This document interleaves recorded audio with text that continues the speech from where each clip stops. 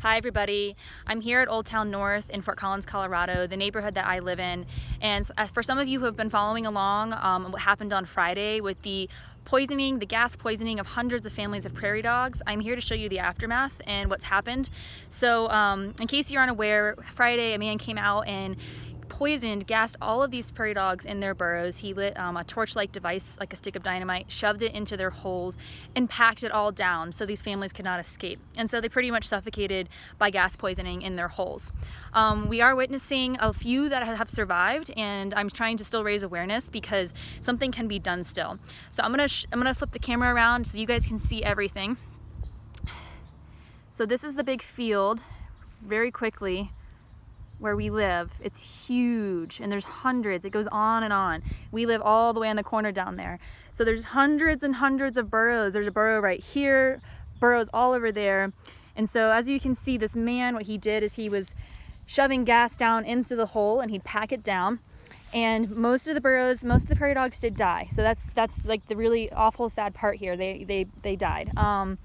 We are seeing a few prairie dog burrows where they've actually resurrected themselves and have come out. So you can see here that there's paper. This is what he used to shove down there so they couldn't escape. The paper confuses them. And that's the gas cartridge right there, if you can see it.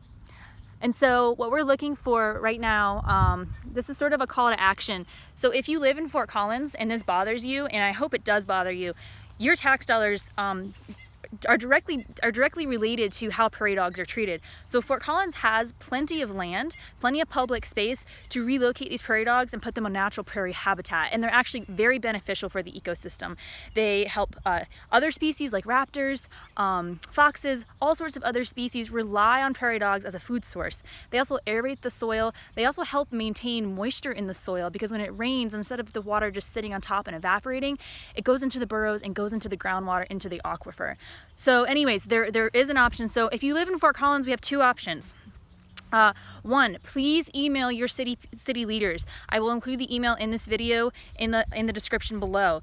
Two, if you are vocal about this and really want to get involved, I'm going to be going to city council and just saying about 90 seconds of how I feel about this as a citizen who pays taxes in this county. If you want to join me with that, please message me and we can all come together and really make a difference and let the city know how we feel about this. If you do not live in Fort Collins and you still wish to make a difference, the best thing you can do is one, call the developer that ordered this execution of all these prairie dogs and ask him, or pretty much state how you feel about this and how it's so wrong, and hopefully we can get through to his conscience. Number two is you can review the business